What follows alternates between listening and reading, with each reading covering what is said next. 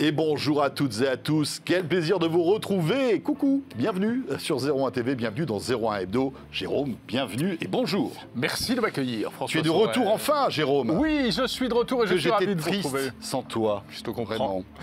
C'est parti pour 01 Hebdo. Alors le sommaire, tout d'abord, nous allons revenir sur les annonces Google en ouverture de la conférence Google I.O. C'était hier soir, en direct d'ailleurs sur 01 TV. On va débriefer tout ça ensemble avec Pierre Fontaine. Et il y avait beaucoup de choses à vous raconter.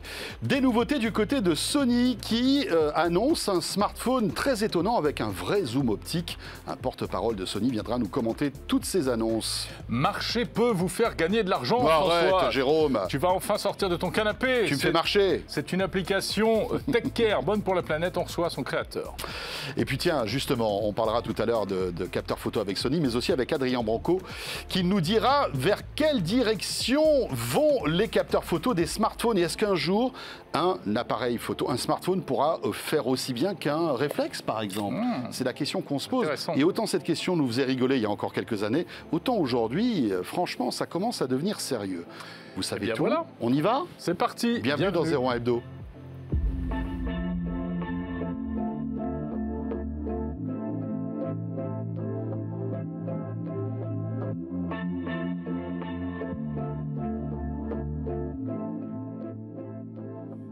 Je l'aime, moi, cette petite musique qui veut dire qu'on vous retrouve comme tous les jeudis soirs. Mais c'est vrai, c'est vrai. Sachez bien sûr que vous pouvez retrouver 01 Hebdo un peu partout, sur tous vos écrans. Et depuis peu, donc, sur les box Bouygues Télécom. Voilà, on salue tous nous téléspectateurs qui nous rejoignent depuis leur box Bouygues. Car 01 TV et notamment 01 Hebdo, ça se regarde sur le web, mais également sur votre grand écran de télé. C'est vrai. Super, au milieu du salon. Exactement. Bon, on y va? Allez, on y va. On attaque ce 01 Hebdo par l'actu, comme chaque semaine, bien sûr.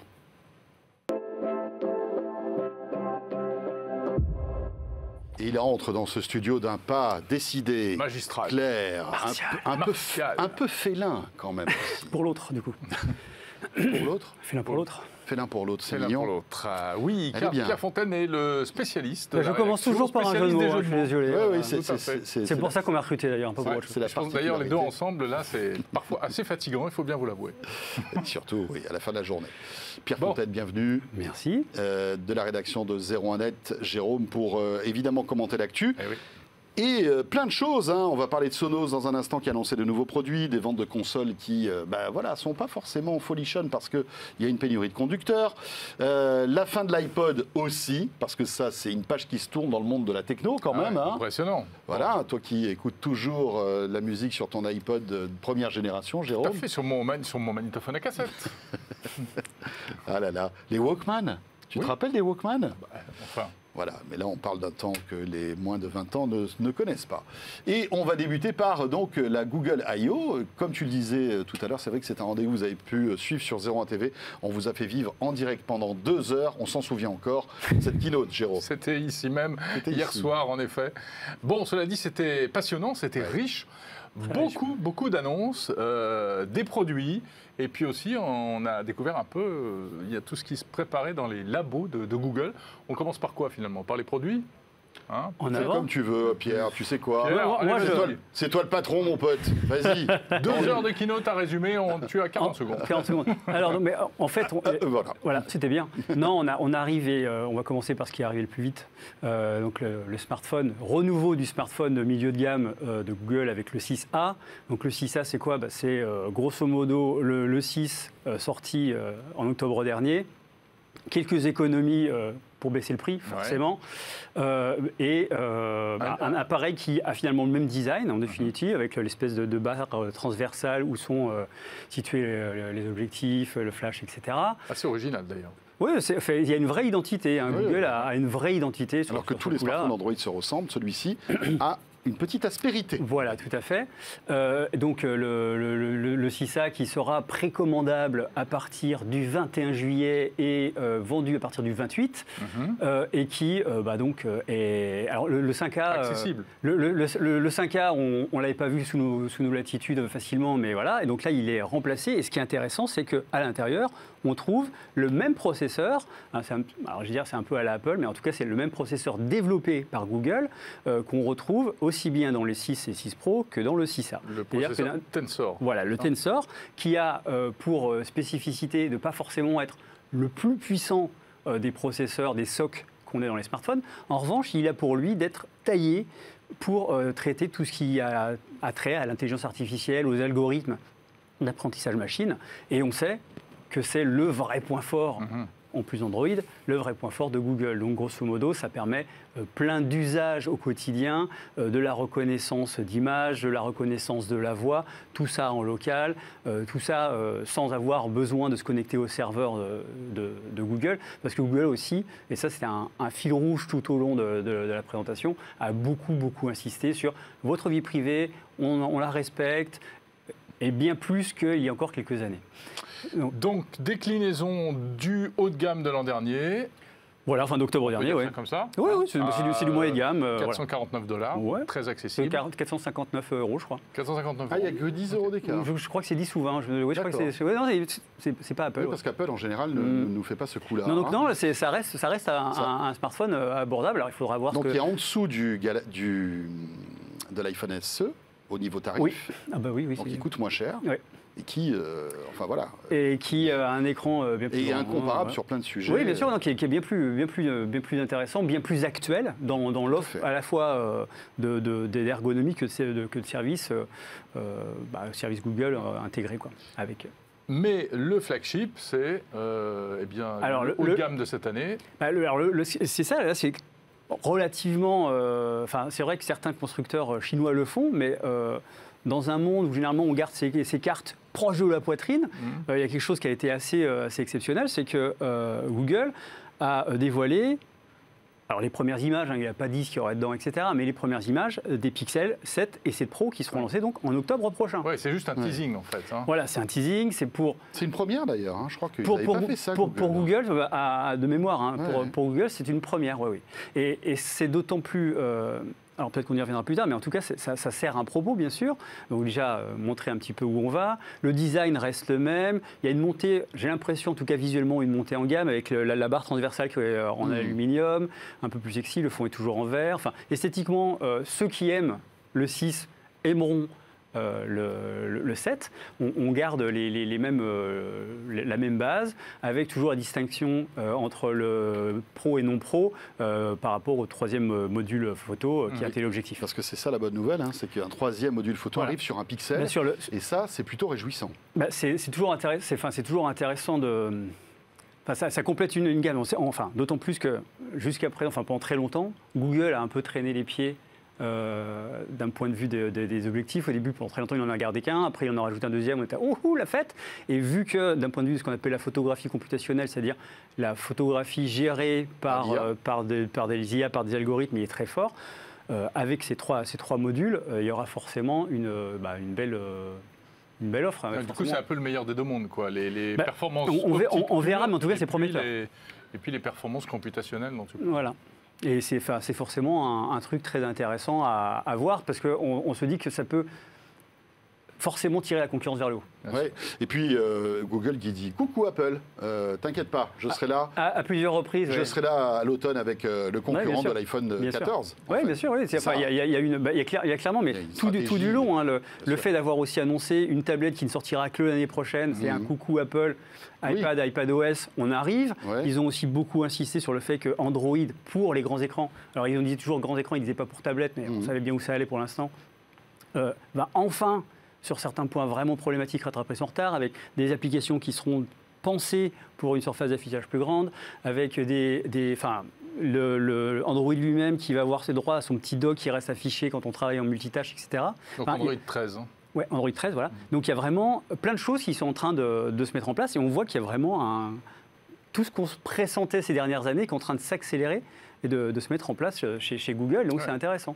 On n'est plus du tout au coup d'essai comme ça. Voilà. Et puis on n'a pas parlé on parle le coup d'essai de la Pixel Watch. On allait y venir, bien sûr. Bien entendu, c'est quand même l'un des gros morceaux.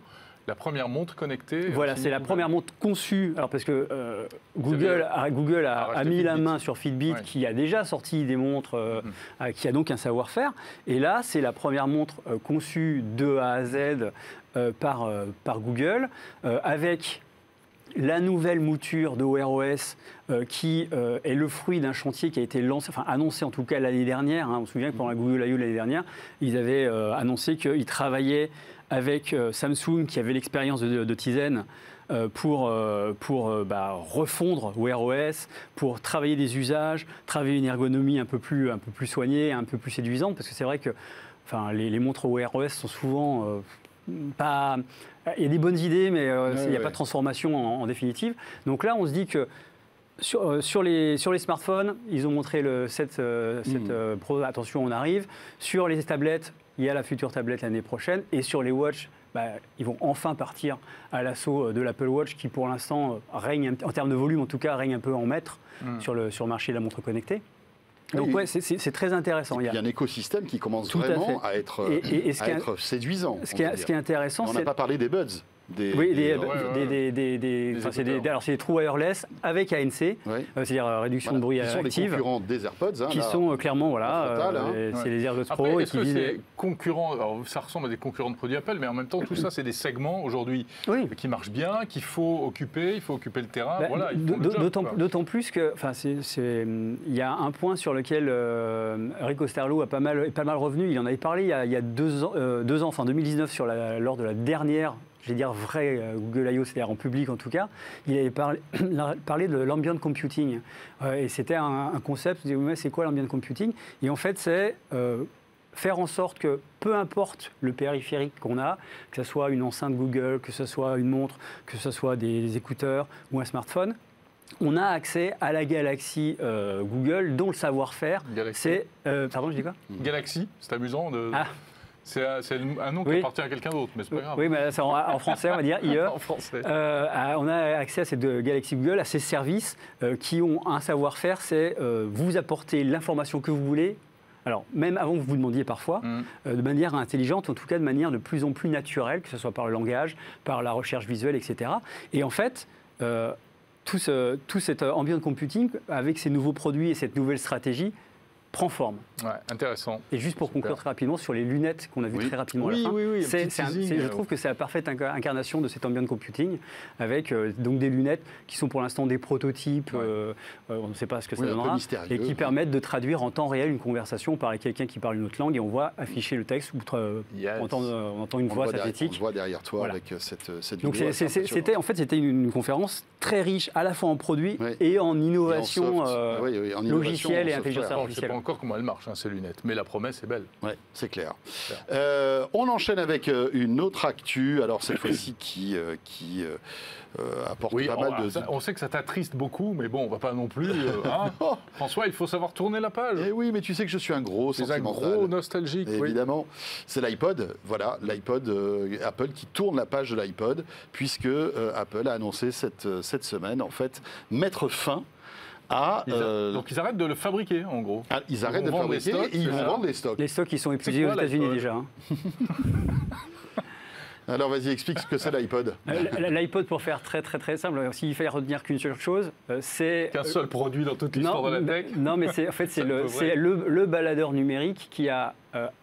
marquer définitivement la bascule du support physique pour la musique à un support dématérialisé. Alors évidemment, c'était encore un objet physique, mais on téléchargeait la musique sous forme de MP3 ou d'AAC en l'occurrence, et ça permettait de se promener avec tout ou partie de sa bibliothèque musicale. C'était en fait, il existait déjà depuis il est sorti en 2001, donc on va dire depuis le milieu des années 90, il existait déjà des baladeurs. Oui, bien sûr, on s'en souvient. Des baladeurs numériques, il y avait les petites clés USB, pas terribles, il y avait les trucs... Il y avait les Creative. Oui, les Creative Labs qui faisaient des trucs super avec des petits disques durs à l'intérieur. Alors, super oui et non, parce qu'il y avait effectivement ce problème de l'ergonomie, il y avait le problème du format de disque dur qui faisait que quand on marchait, c'était un petit peu comme avec les Discman. Des fois, quand la mémoire tampon était saturée, la musique s'arrêtait parce que le disque dur ne suivait plus. Donc, Apple, avec cet iPod qui a été conçu en grosso modo 8 mois, hein, même si les recherches ont commencé un peu avant, va enclencher la révolution de la musique numérique à grande échelle, parce que avant, avec Napster et les autres sources, on récoltait ces MP3, mais ils restaient sur l'ordinateur, que ce soit un Mac ou un PC. Et c'était pas très légal. Là, même s'il y avait des offres qui étaient, il y avait des offres payantes déjà, plus ou moins, mais qui est un peu éclatées et pas forcément toujours satisfaisantes. Mais voilà, là, ça a permis de structurer un moyen d'écouter de la musique en se promenant, et puis après est venu évidemment l'iTunes Music Store, où on pouvait acheter de la musique, donc là de manière parfaitement légale, etc., etc. Une ergonomie de fou avec cette molette tactile là. D'ailleurs, rendons grâce à Phil Schiller, parce que c'est lui qui a eu cité. On a tendance, c'est vrai qu'on a tendance un peu à dénigrer Phil Schiller, qui est souvent vu comme le gars un peu lourdeau pendant les keynotes. Il a eu au moins cet éclair de génie de la molette. Voilà. Et donc, il y a sans lui, sans la molette, voilà. Il y avait plusieurs systèmes à l'étude.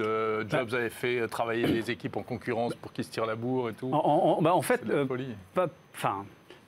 si on fait, j'essaie de le faire chronologiquement très rapidement. Il avait lancé John Rubinstein, qui était le VP hardware d'Apple à l'époque, en lui disant on a un gros trou dans la raquette, on veut faire en sorte que notre iMac soit le centre numérique de la vie familiale. On a, avec le FireWire et les caméscopes, on fait la vidéo. Pour la musique, on n'a pas grand-chose. Les baladeurs de l'époque, ils disaient que c'était des crap, donc c'était de la merde. Il faut qu'on fasse quelque chose. Donc Rubinstein commence à travailler, il rencontre Toshiba un peu par hasard, qui lui dit « Ah, nous on a mis en place un tout petit disque dur, 1,8 pouces, c'est pas mal, mais on ne sait pas quoi en faire. » D'accord, c'est pas tombé dans l'oreille d'un sourd. Donc il y a ce travail qui est mis en place, et puis arrive fin 2000, Rubinstein fait « Bon, là, moi j'ai besoin de quelqu'un qui s'y connaisse vraiment. » Il passe un coup de fil à un mec qui est en train de faire du ski, qui s'appelle Tony Fadell.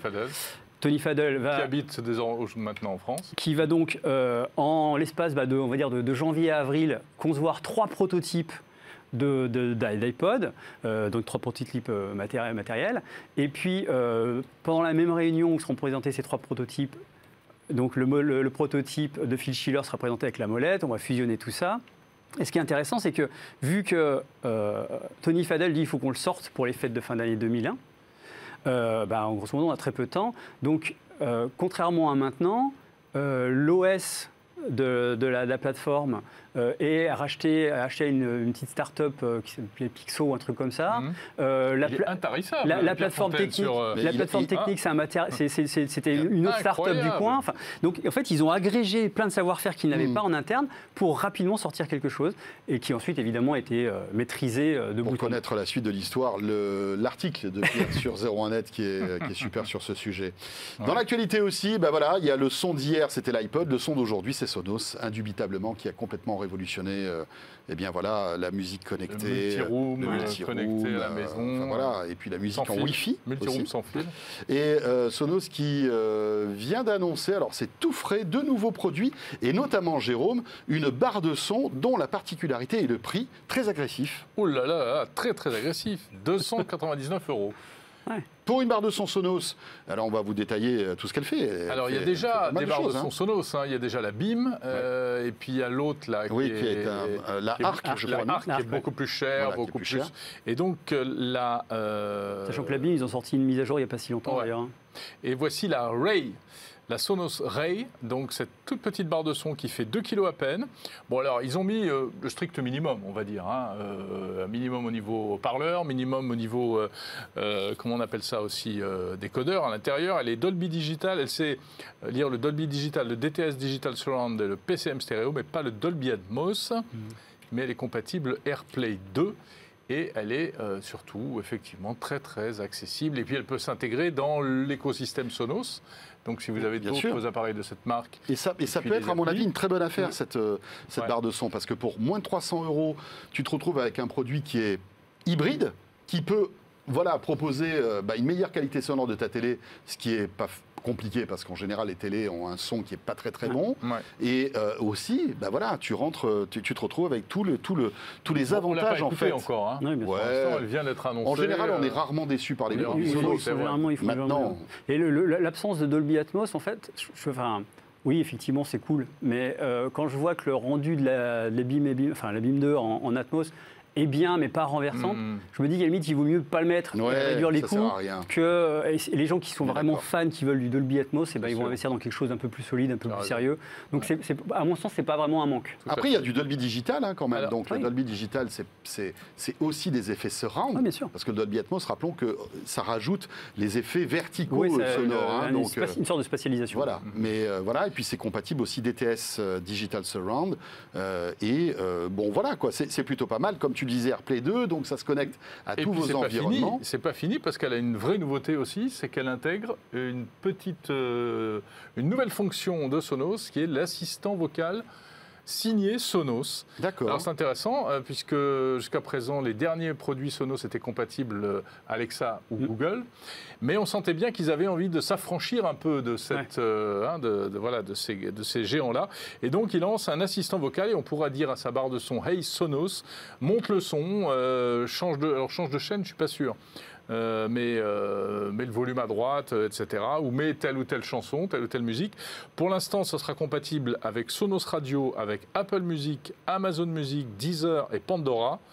Donc je ne vois pas Spotify dans la liste, mais on nous annonce d'autres services pour le futur. Et ça, c'est quand même intéressant. Et la presse américaine, qui a apparemment eu droit à des démonstrations, dit que l'assistant est a priori assez rapide et plus rapide même que Alexa. Est-ce que c'est le fruit du rachat de la start-up française, comment elle s'appelait Nits. Non, Snips. Snip, sans doute. Oui. Parce que c'est pas du tout précisé. On n'a pas encore eu le temps d'enquêter pour tout vous dire. Oui, c'est vrai. Parce que ces informations sont tombées hier, donc c'est très récent. Donc, voilà. Après, moi, la question que je me pose, c'est quels sont les produits Sonos précédents qui sont compatibles avec cet assistant vocal. Ouais. Tu vois, par exemple, est-ce que si tu as des Sonos One avec micro, elles seront compatibles ou pas, donc ça va être intéressant de voir. Mais en tout cas, pas mal de nouveautés du côté de chez Sonos. Et puis aussi une petite plaisanterie avec, vous savez, la Roam, qui est la Roam, comme on dit, la petite enceinte un peu tout-terrain de Sonos, qui arrive dans de nouvelles couleurs. Voilà, pour tous ceux qui aiment bien l'univers Sonos, c'est plutôt cool. Bon, très bien, très bien. Elle sort en France, la barre de son. Le 7 juin, je crois, c'est ça. Voilà. Non, aux États-Unis en juin. Oui. Et en France à la fin de l'année. Ça, c'est pour Sonos Voice Control, mon camarade. Je crois que pour la Sonos Ray, elle arrivera plutôt elle arrivera le 7 juin, effectivement, c'est marqué. En plus, c'est moi qui l'ai écrit, donc n'importe quoi. Dans l'actualité aussi... Les ravages de la drogue. Eh oui, c'est ça. Ça, on est jeune, on est fou, et puis voilà.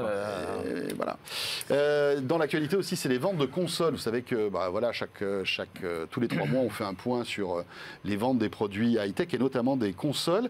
Et la particularité de ce début d'année, c'est que la PlayStation 5 est un succès, certes, mais c'est un succès assez mesuré par rapport au lancement de la PlayStation 4. Mais ce n'est pas parce qu'elle ne plaît pas. Non, c'est pas parce qu'elle ne plaît pas, parce que tout le monde s'arrache une PlayStation 5, enfin quand on arrive à en avoir une. Le problème, c'est la pénurie de composants. Et en fait, Sony, comme Apple, comme Samsung, comme tous les gens de l'électronique, pâtissent aujourd'hui de cette pénurie de composants, ce qui fait que Sony n'arrive pas à produire autant de PlayStation 5 que prévu, ce qui fait que ça se ressent dans les chiffres de vente. Et c'est la même chose pour Nintendo. D'ailleurs, Sony, je crois qu'ils avaient établi pour ce trimestre, ils espéraient en vendre 22 millions et finalement c'est 18. Donc on voit vraiment que c'est un vrai problème. Et le confinement qui continue de manière très dure dans certaines villes chinoises va faire que ce problème, les deux, aussi bien Nintendo que Sony, ont dit espérez pas que ce soit réglé en fin 2022. Donc si vous voulez préparer Noël, commencez maintenant, quoi. Ouais. Donc voilà, alors tu disais Sony, mais aussi Nintendo qui est impacté avec la Switch. Les Switch qui se vendent comme des petits pains, mais surtout la nouvelle Switch OLED, qui est compliquée à trouver, ou alors quand elle arrive, c'est des stocks très très très faibles, et ça part comme des petits pains. En France, elle se trouve encore plus facilement que la PS5. Mais oui, c'est vrai que c'est pas... C'est tendu, quoi, on va dire. C'est flux tendu, carrément, ouais. Voilà pour l'actualité. Merci beaucoup Pierre d'être passé par le plateau de 01 Hebdo. Tiens, on va découvrir une innovation qui aussi a été annoncée il y a quelques heures. C'est Sony qui n'a pas raccroché, qui n'a pas... comment on dit, raccrocher le gant, voilà. Il n'a pas raccroché le smartphone. Dans le domaine du smartphone. Les smartphones d'ailleurs. Puisqu'il lance un smartphone qui se veut assez innovant en matière de photo. On en parle avec notre invité tout de suite.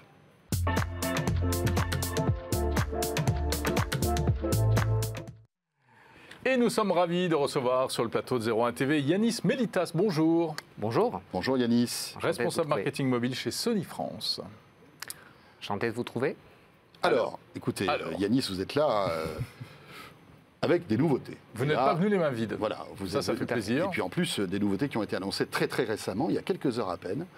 Voilà. C'est vrai que le smartphone et Sony, c'est un peu une histoire, on va dire, un peu compliquée parce que voilà, vous êtes un acteur, un géant de l'électronique, mais en termes de smartphone, les nouveautés ne sont pas aussi nombreuses que vos concurrents, etc. Donc là, on est très heureux de voir que Sony Mobile ne lâche pas le morceau concernant les smartphones, avec des nouveautés que vous annoncez et un focus sur la partie appareil photo, d'après ce que j'ai cru comprendre.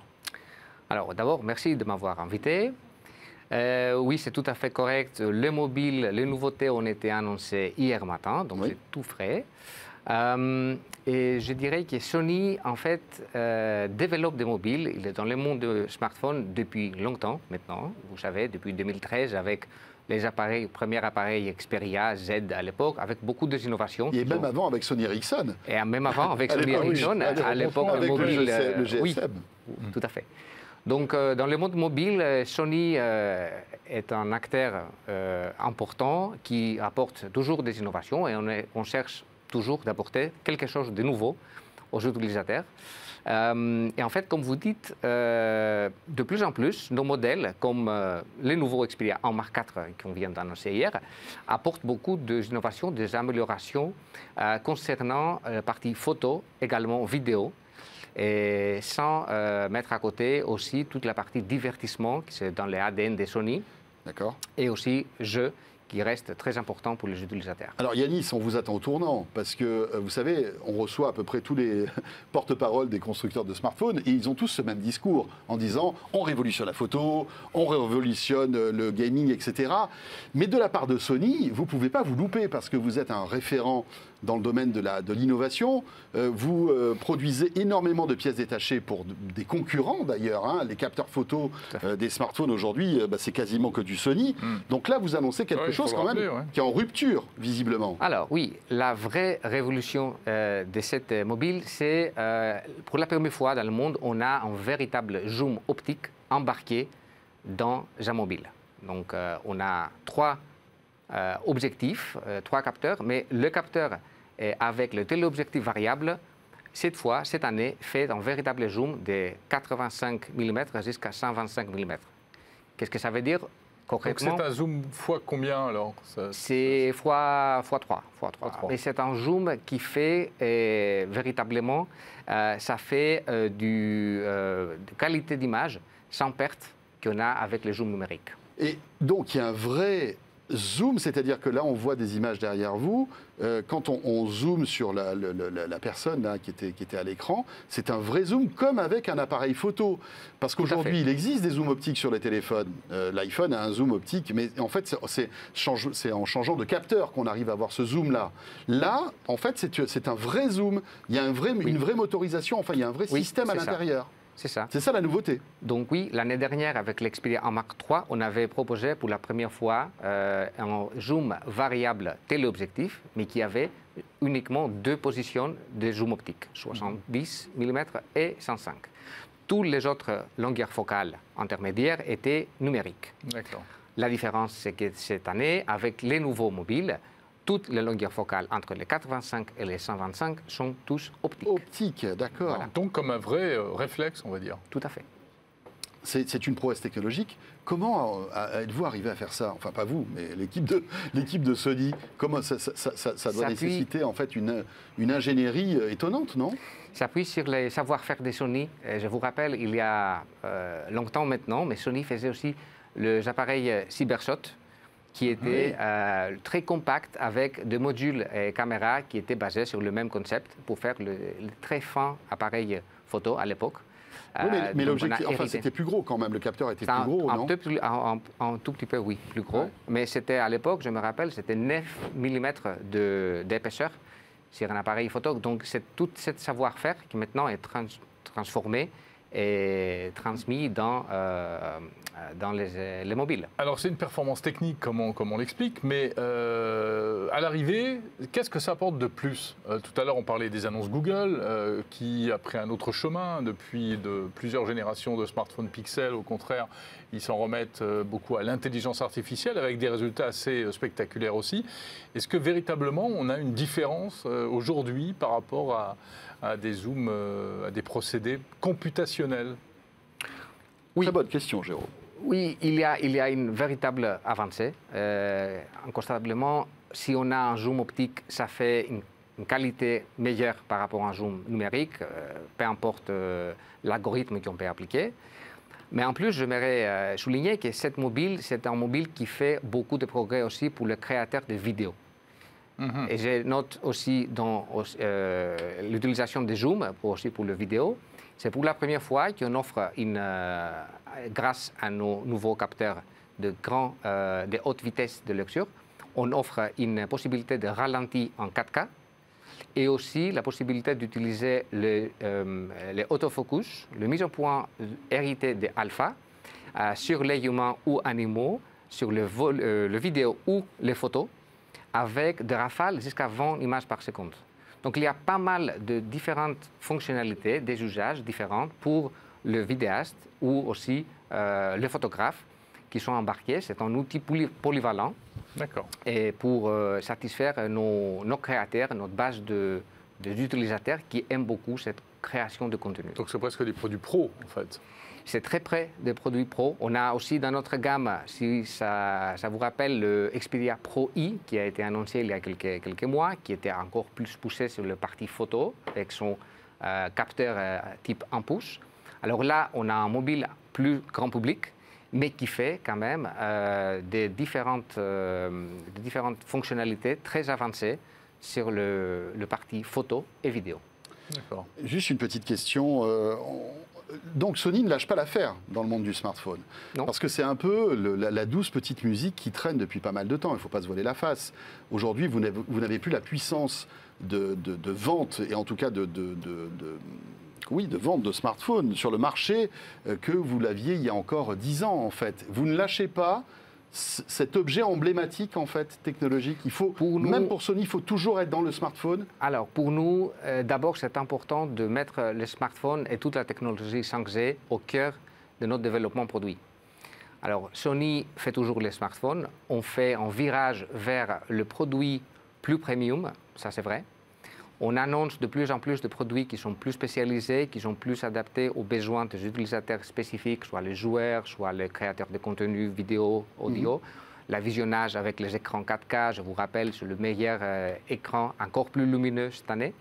Donc on fait beaucoup d'innovations pour nos utilisateurs, mais les 5G, la connectivité 5G, qui passe à travers l'Xperia, reste au cœur de tout le développement produit dans les domaines des autres catégories aussi. Et puis on a l'impression aussi que c'est pour vous un peu une vitrine technologique, parce qu'après, tous ces composants, vous allez les vendre aussi à d'autres constructeurs, parce qu'on peut imaginer que cette technologie de zoom hyper pointue se retrouvera peut-être dans des smartphones concurrents qui achèteront en fait ces composants pour les inclure dans leur téléphone. Oui, vous avez dit déjà, on est les fabricants premiers mondiaux sur les capteurs. Donc on fait on aligne déjà pas mal de constructeurs avec nos capteurs.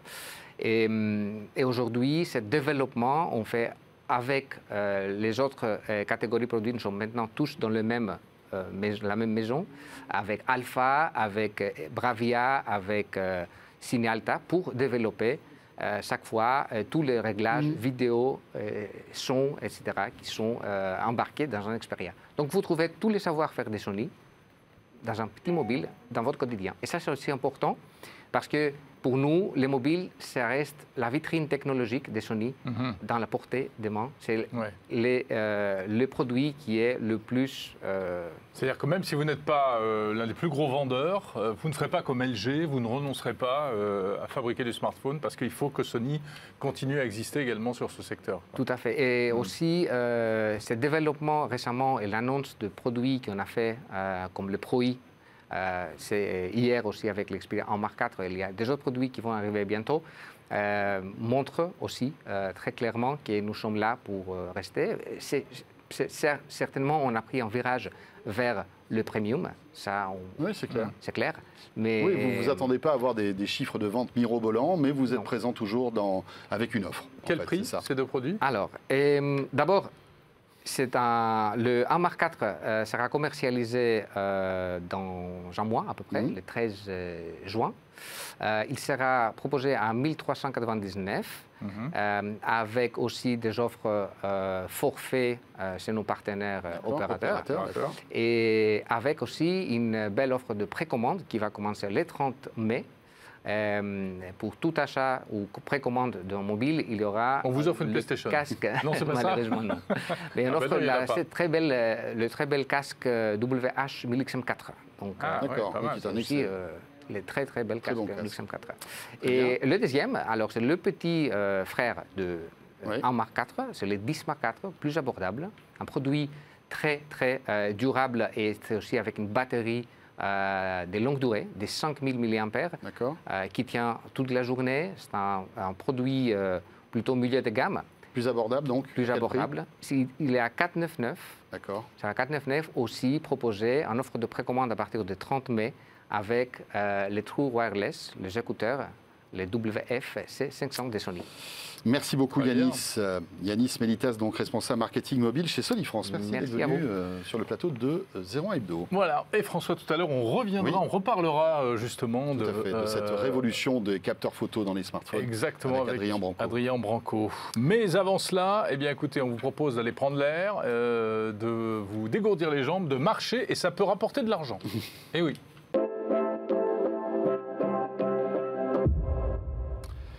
Notre rendez-vous Tech Care, Jérôme, et nous allons faire un focus sur une application qui récompense ton activité physique. Ben ouais, je vous le disais, c'est dingue. Et voilà, ça s'appelle WeWard. Moi, j'ai rien gagné jusqu'à présent. C'est une belle réussite de la French Tech et c'est Yves Benchimol qui est avec nous pour nous en parler. Bonjour Yves. Bonjour. Bonjour. Donc cofondateur de WeWard. Alors, WeWard, qu'est-ce que c'est que cette histoire? Alors, c'est une appli qui n'est pas très nouvelle. Vous avez déjà un peu d'ancienneté et avec déjà beaucoup d'utilisateurs. Donc effectivement, on a créé WeWard en 2019, fin 2019, donc ça fait maintenant bientôt 3 ans que l'appli est sortie. Et le principe, il est assez simple, c'est de vous récompenser pour marcher. Alors en fait, plus vous allez marcher, plus vous allez gagner des récompenses. Donc il y a d'abord la récompense on va dire monétaire, donc soit de l'argent, soit vous pouvez donner ça à des associations, soit des cadeaux, que ce soit des bons d'achat, des cartes cadeaux. Mais on estime que ce qui va le plus gagner à l'usage de l'application, c'est en santé et en écologie, parce que marcher, ça va vous sortir de la sédentarité et vous inciter à pratiquer cette activité physique. Il y a de plus en plus d'études, je vous coupe, mais de plus en plus d'études qui démontrent que même marcher c'est dangereux. Non. Marcher à une certaine vitesse est excellent vraiment pour la santé, ça évite plein de pathologies graves et pas forcément marcher des heures et des heures. Hein. Il y a une étude qui est sortie il n'y a pas longtemps sur ce sujet, je crois. L'Organisation mondiale de la santé, elle préconise une demi-heure par jour. Il y a ce fameux chiffre des 10 000 pas qui peut être contesté par des médecins, mais en tout cas, c'est quand même un seuil qui est assez intéressant de voir. Mais effectivement, les risques de maladies cardiovasculaires, c'est 30% de moins, obésité, diabète, c'est une activité physique, donc tous les bienfaits de l'activité physique. Mais on va aller aussi sur les bienfaits sur la santé mentale. Parce qu'en fait, quand on marche, on va déconnecter aussi. Oui, bien sûr. Nous, on a pour habitude de dire que la marche, c'est la vitesse naturelle de l'homme. Et qu'en fait, le mode de vie dans lequel on vit, où on va, on prend un Uber, on commande à manger, on essaie toujours d'accélérer son rythme, on est toujours sursollicité et connecté. La marche à pied, en fait, ça permet en fait de libérer un peu l'esprit et de prendre un peu ce break dans sa journée. Alors, si on court, c'est sûr, mais en réalité, des runners dans la population, il n'y en a pas. Non, c'est clair. Ça reste un certain pourcentage, alors que la marche à pied, c'est quasiment accessible à tout le monde, et c'est moins douloureux quand même. J'allais dire, sauf si on laisse les notifications allumées, parce que c'est surtout ça. Si on marche avec son téléphone, ça devient dangereux. Alors, Yves, concrètement, j'installe WeWard, ok ? Je m'en sers tous les jours de manière normale. Qu'est-ce que je gagne ? C'est ça qui nous intéresse. Concrètement, qu'est-ce que je peux gagner ? Donnez-nous quelques petits exemples. Alors, en argent, en moyenne, nos utilisateurs ils vont gagner 60 € par an. Donc, il ne faut pas penser ni payer son loyer avec, ni être riche. C'est vraiment un bonus et c'est un plus. Ce qu'il y a, c'est que ces 60 €, même si c'est un plus qui est quand même, pour certaines personnes, quelque chose d'assez conséquent, ça va surtout vous stimuler à marcher plus. Et ce qu'on a observé, c'est qu'on augmente environ de 25% le temps de marche des gens. Et en ce moment, on a une étude qui montre même, qu'on va bientôt sortir, qu'en fait, un utilisateur sur 10, quand il utilise WeWard, c'est au détriment d'un autre moyen de transport, et notamment de la voiture. Et donc là, ça devient vachement intéressant parce qu'on va, sur des millions de personnes, non seulement réduire l'impact carbone, mais augmenter leur santé grâce à l'augmentation de temps de marche. Et donc on parle de quelques milliers de pas par jour en plus sur nos utilisateurs. Et donc vous êtes l'une des applications les plus téléchargées en France. Hein. Ça prouve quand même qu'il y a une vraie motivation. Qui vous utilise, vous savez ?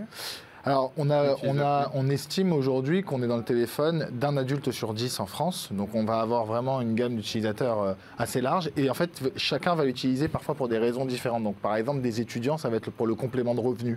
Ensuite, on va avoir des gens pour justement prendre cette pause dans sa journée. Des personnes plus âgées, parfois, c'est pour des questions de santé. Parfois, donc, il y a vraiment différents types d'usages. Et on va retrouver différentes populations en fonction de cet usage. Alors, il y a donc cette monnaie que l'on va et qu'on peut après transformer en plein de choses, soit des espèces sonnantes et trébuchantes, mais après des petites réductions, des bons d'achat, des choses comme ça aussi, non ? Exactement. Et surtout, on a développé la partie associative qui est devenue aujourd'hui quelque chose d'assez gros pour WeWard. Et c'est là où en fait on insiste beaucoup, c'est qu'on arrive à faire des choses qui sont quand même assez magiques grâce à ça. Je donne un exemple, on part là au Nigeria, on a financé entièrement une école grâce aux dons des Ward des gens qu'ils ont eu en marchant. Ouais. On a envoyé des camions en Ukraine pour du ravitaillement. Avec l'ONU, on a rapatrié des femmes et des enfants d'Ukraine. Donc quand il y a des sujets sensibles, en fait, c'est la générosité des utilisateurs permis grâce à l'argent généré par leur part. C'est intéressant, hein, parce que finalement, l'aspect pécunier n'est pas très important pour les gens. Ils marchent et ils donnent, en quelque sorte. C'est top. Et on se rend compte que l'usage de l'application sur le long terme, ça ne va pas être que pour l'argent, parce que 60 € par an, en fait, si on divise par 365 jours, ça ne fait pas énormément d'argent par jour. Mais en fait, la raison pour laquelle les gens l'utilisent sur le long terme et pourquoi on a une rétention de nos utilisateurs qui est élevée, c'est parce qu'à la fin, ça leur fait du bien de marcher. Et ça, c'est pas que grâce à nous, c'est grâce au bienfait de la marche. Justement, alors je vais me faire l'avocat du diable, mais c'est pas un peu triste de devoir être payé pour prendre soin de soi ? Nous, ce qu'on dit, c'est que quel que soit le moyen d'inciter les gens à marcher, alors c'est une bonne chose. Et que si en fait certaines personnes avec de l'argent ils marchent plus, alors c'est une bonne raison. Par contre, ce qui se passe, c'est que ils vont le faire pour des raisons sociales, pour des raisons dans l'application, pour faire des dons. Donc c'est pas que pour de l'argent, mais effectivement c'est un bon moyen. Une vraie bonne raison. Super. Vous serez à Vivatech.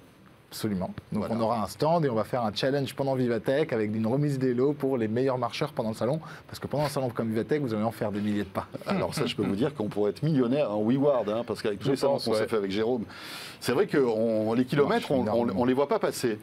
Merci beaucoup Yves. Et on se croisera sans doute à Vivatech. Avec plaisir. Évidemment, nous y serons aussi. Rappelons que vous êtes le cofondateur de WeWard. Jérôme, pour terminer, Adrien Branco nous rejoint. Et on parle photo et smartphone.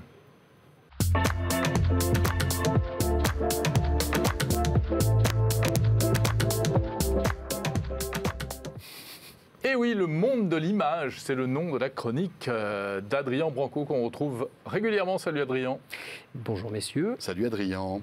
Alors tout à l'heure, nous recevions le porte-parole de Sony qui nous annonçait en grande pompe ce nouveau smartphone. Je vais piquer. Vraiment. Ouais. Je vais piquer parce que c'est super. Il fait l'annonce du produit. Donc vous qui nous avez regardé, là, vous avez entendu parler du Xperia One Mark IV. Et ça me permet, cette actualité, de rebondir sur un sujet peut-être un peu plus édito que d'habitude, peut-être un peu plus de fond. Et si on parlait un peu du futur de la photo dans les smartphones ? Yes. C'est super intéressant. Et on va utiliser les 3 fondamentaux de la photographie restent d'actualité. Les 3 fondamentaux de la photographie dans un smartphone, c'est ? Les capteurs, l'IA. Oui, on va dire le traitement d'image IA, très bien. Et la coque ? Oh là là. Bon, je sais pas. La lumière, la taille du capteur. Eh bien, ça va être l'optique, bien évidemment, la lumière. On en a quand même 2 sur 3 là. Pardon, mais François, respect. Adrien, j'ai grandi à tes côtés. Oui, c'est vrai, tu as grandi à mes côtés. Je ne suis pas sûr de t'avoir élevé beaucoup, mais bon, bref. Très poli, merci. Effectivement, donc là, on part de l'optique. On va peut-être commencer par les capteurs pour un sujet qui vous tient à cœur. Il y a les rumeurs, Apple, prochain iPhone, quel capteur va-t-il avoir ? C'est quoi les rumeurs ? Allez, Minchiko, il a dit quoi ? Il a dit que c'était une petite rupture pour Apple. Le prochain capteur d'Apple, qui est bloqué à 12 mégapixels depuis... Oui, il pourra en avoir plus. En avoir plus, il en aurait 48. Alors, qu'est-ce qu'on va avoir ? Quels sont les 3 gros axes d'amélioration de la photo dans les smartphones dans les, disons, 2-3 années à venir ? Qu'est-ce que vous êtes en droit, vous, d'attendre comme amélioration ? La première, elle touche les capteurs. Ça va être la généralisation, et ça va être enterré par Apple, ça va être la généralisation de capteurs encore plus grands et de capteurs encore mieux définis. Il y a une espèce de jugement qui a été arrêté. Rappelez-vous, il y a 5-6 ans, Sony commence à livrer des capteurs 13, 16, 20, 40 mégapixels. Et nous, on disait, bon, ça serait bien de rester à 8 ou 10, hein, on va être sérieux, les capteurs sont petits. Ça devenait un argument marketing. Ça devenait un argument marketing, on va être aussi un petit peu honnête. Derrière, il n'y avait pas la puissance de traitement pour traiter cette bouillie de pixels. Donc, qui gagnait? C'était les pixels, c'était les capteurs avec moins de photodiodes, parce que ce n'est pas des pixels, ce sont des photodiodes en vrai. Moins de photodiodes, mais de meilleure qualité. Là, ça y est, c'est enterré technologiquement. On va dire merci Sony et merci Samsung. Hein, c'est les deux gros fournisseurs de capteurs de qualité. Non seulement ils ont réussi à faire grandir les capteurs, ça c'est un axe majeur, le grandissement des capteurs. Au Japon, avec le Sharp Leica, on est à 1 pouce, comme les appareils photo compact expert, hein, quand même. 1 pouce, c'est très très gros, avec des formules optiques spéciales. Mais surtout, enfin, on va se retrouver avec des capteurs de 60, 108 mégapixels, 120, peut-être 200. Il y a un brevet sur un 200 mégapixels, toujours utilisé dans des définitions inférieures. Ça, c'est ce que vous êtes en droit d'attendre, c'est-à-dire plus de définition pour la même définition, mais plus de qualité. Grâce à quoi? Tu l'as dit. Parce que qui peut le plus peut le moins, c'est ça? Alors, c'est pas que qui peut le plus peut le moins, c'est surtout que l'échantillonnage étant plus fin, grâce, alors je ne sais plus qui avait cité l'IA ou le traitement d'image, je ne sais plus qui a marqué le point. Ça, c'est la deuxième grosse évolution. On va avoir de plus en plus des processeurs d'images de plus en plus performants. On va prendre l'exemple d'Oppo, qui a développé une puce en 6 nanomètres avec des millions de transistors. Et quoi? Eh bien, typiquement, elle est développée uniquement pour faire une chose, faire tourner des algorithmes d'amélioration de la qualité d'image. Et quand j'ai réussi à échantillonner sur 40, 50, 60, 108 mégapixels, eh bien, j'ai un échantillon très fin. Et là, mes moulinettes logicielles, avec toute cette puissance, avec toute cette finesse et avec tout cet échantillonnage, ça va me permettre d'avoir du 12, 15, peut-être 20 mégapixels un de ces jours, mais de très bonne qualité. Donc la messe est dite de ce côté-là. Et l'autre, eh bien évidemment, on va finir donc sur l'actualité de Sony. C'est un zoom glissant. Vous vous rappelez de ce qu'il a dit au niveau des spécifications? C'est un 85-125, ça reste assez modeste. Si vous achetez disons un hybride à capteur APS-C, vous avez du 18-200, 18-300. Ça, on a essayé dans les smartphones. On va jouer un peu, c'est de la merde. Pourquoi? Parce que la distance à parcourir pour les lentilles à l'intérieur est trop importante, le stress mécanique est trop important. Donc on aura un téléphone aussi trop épais? Oui, alors ça, mais comme ils ne peuvent pas le faire, ils mettent de toutes petites lentilles, donc il y a peu d'ouverture, il y a peu de photons qui rentrent. Bref, c'est moche. Sony commence à donner un élément de réponse.